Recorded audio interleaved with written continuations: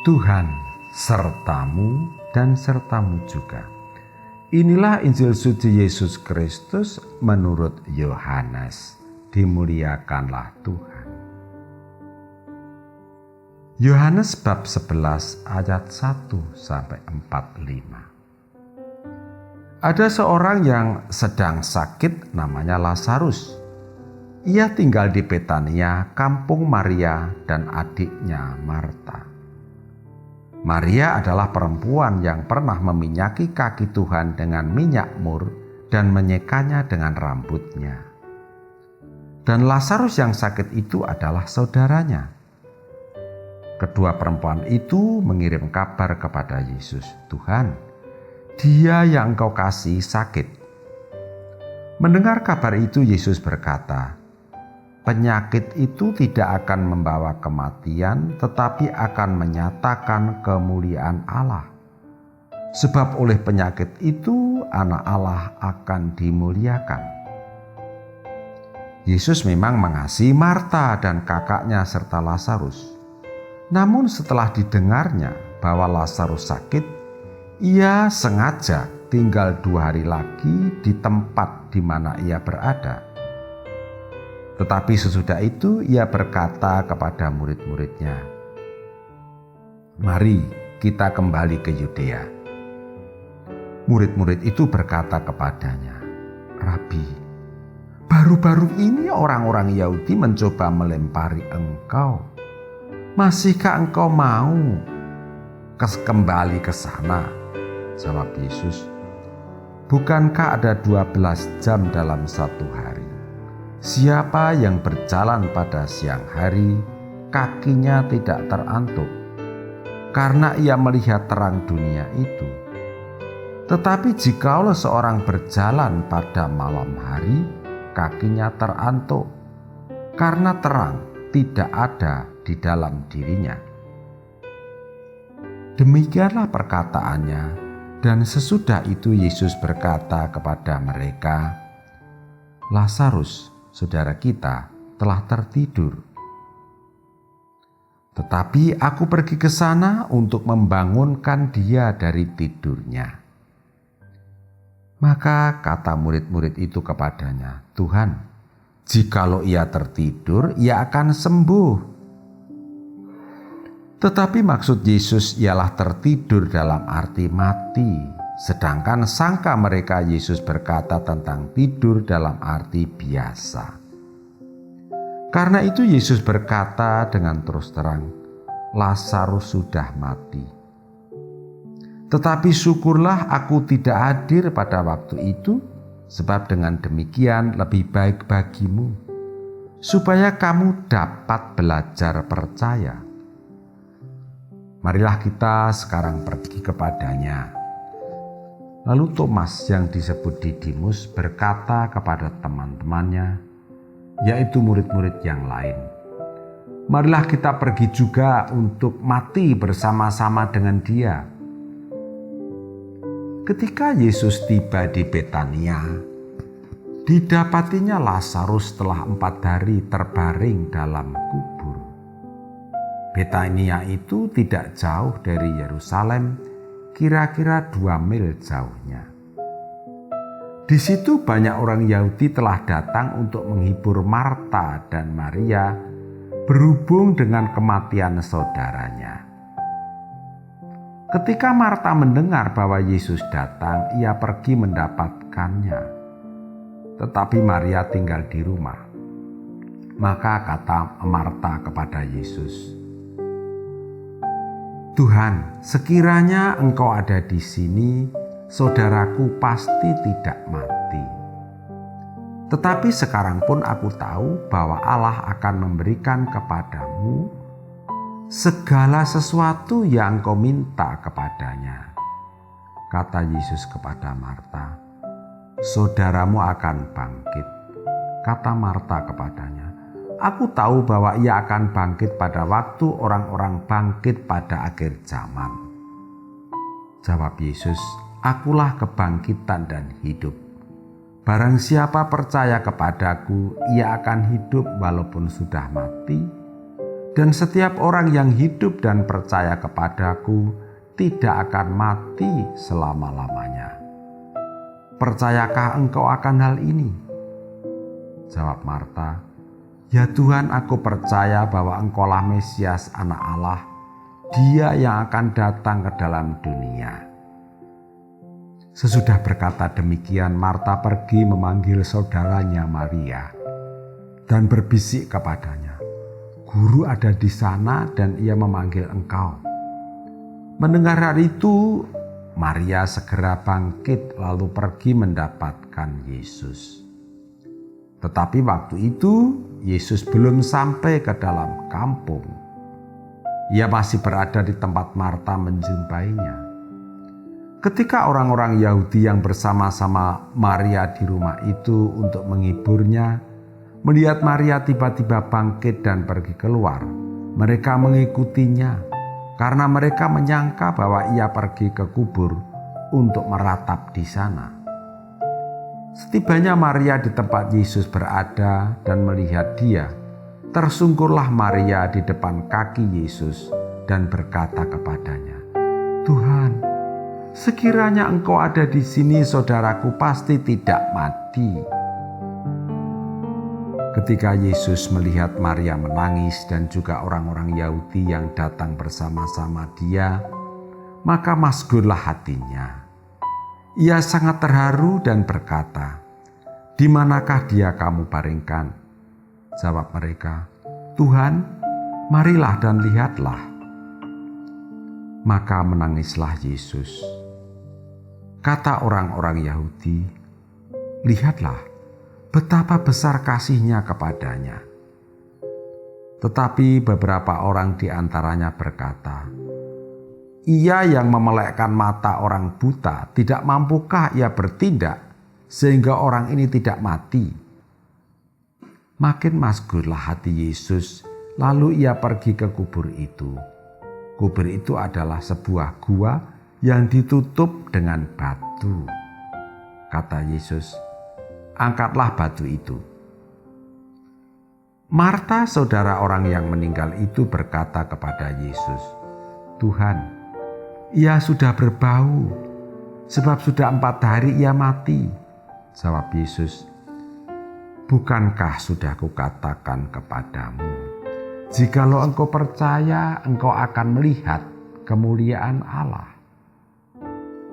Maka mereka mengangkat batu itu, lalu Yesus menengadah ke atas dan berkata, "Bapa, aku mengucap syukur kepadamu karena engkau telah mendengarkan aku. Aku tahu bahwa engkau selalu mendengarkan aku. Tetapi oleh karena orang banyak yang berdiri mengelilingi aku ini, aku mengatakannya supaya mereka percaya bahwa engkaulah yang telah mengutus aku." Sesudah berkata demikian, berserulah ia dengan suara keras, "Lazarus, marilah keluar." Orang yang telah mati itu datang keluar. Kaki dan tangannya masih terikat dengan kain kafan, dan mukanya tertutup dengan kain peluh. Kata Yesus kepada mereka, "Bukalah kain-kain itu, dan biarlah ia pergi." Banyak di antara orang-orang Yahudi yang datang melawat Maria dan menyaksikan sendiri apa yang telah dibuat Yesus, percaya kepadanya. Demikianlah Injil Tuhan. Terpujilah Kristus. Saudari-saudara umat Santa Maria Fatima Banyumanik yang dikasihi Allah dan saya gemateni,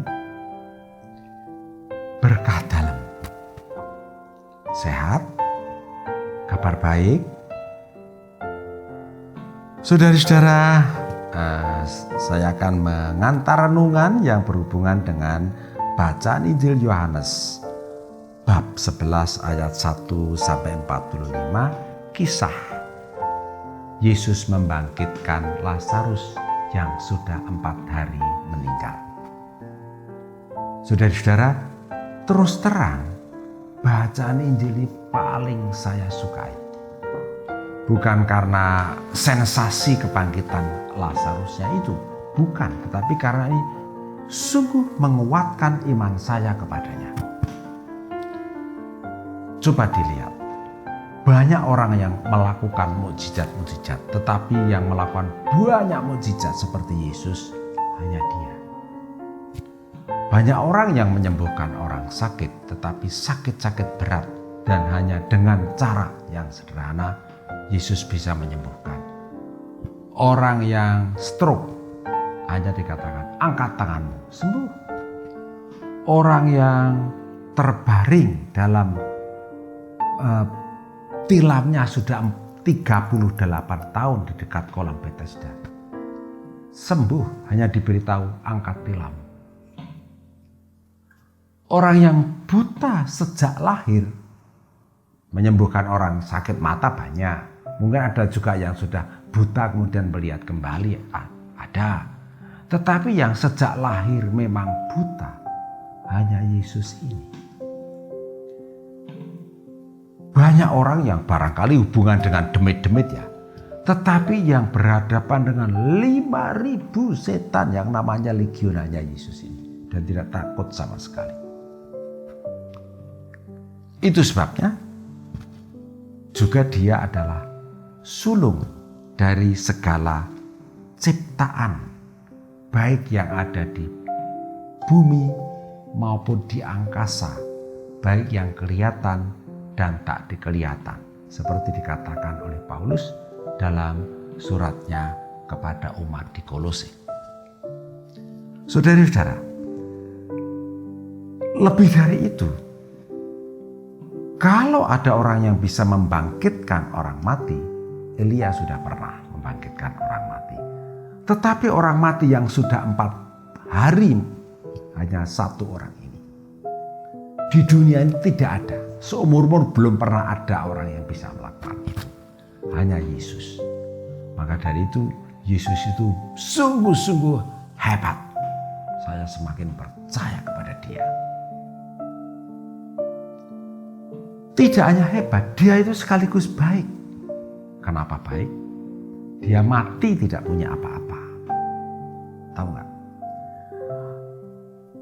Dia bisa, kalau mau kaya bisa, mau terkenal bisa. Bisa. Tetapi Dia tidak melakukan itu semua. Justru murid-muridnya meninggalkan Dia. Bahkan ketika Dia mau ditangkap, Dia hanya mengatakan, kalau engkau yang aku cari, kalau engkau mencari aku, biarkanlah mereka ini pergi. Murid-muridnya pergi, meninggalkan Dia. Pakaiannya diundi di antara para serdadu. Tubuhnya dihancurkan di salib. Yang Dia punya hanya satu, tinggal jiwanya. Itu saja pada saat akhir hidupnya diserahkan kepada Tuhan. Ke dalam tanganmu kuserahkan nyawaku. Apa ada orang sebaik itu di dunia ini? Hebat dan sekaligus baik. Maka dari itu Dia pantas diangkat menjadi hakim pada pengadilan terakhir. Jadi semua orang mati nanti akan bertemu dengan Yesus sebagai hakim terakhir. Dalam Al-Quran disebut Isa bin Miriam. Ingat ya, itu. Nanti semua orang akan ketemu Dia. Ya terus kalau percaya terus ngapain kalau percaya kepadanya? Ya begitu. Semakin percaya, semakin berani mempercayakan hidup saya kepada Dia yang hebat dan sekaligus baik. Terus relevansinya sekarang bagaimana?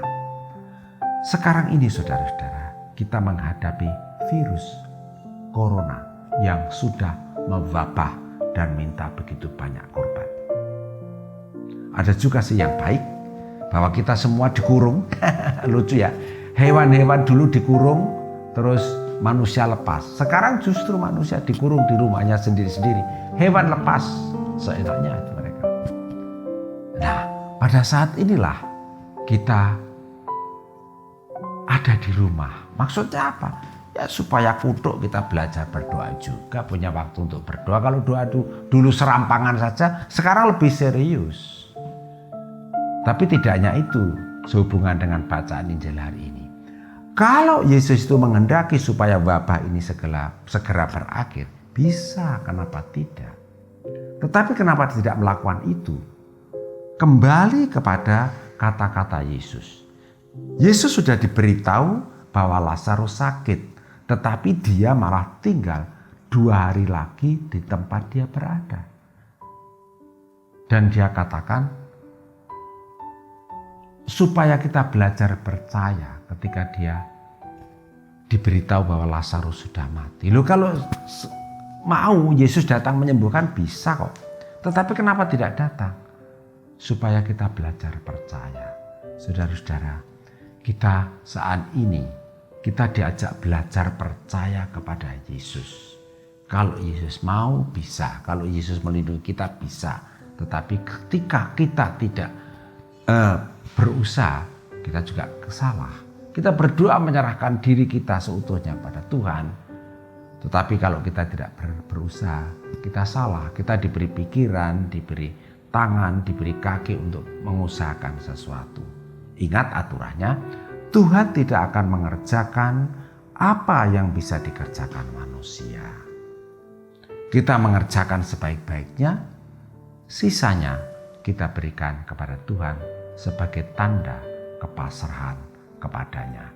Marilah kita belajar percaya kepadanya, sebab Dia pantas diandalkan. Kemuliaan kepada Bapa dan Putra dan Roh Kudus, seperti pada permulaan, sekarang, selalu dan sepanjang segala abad. Santa Maria Fatima, doakanlah kami. Dalam nama Bapa, Putra dan Roh Kudus.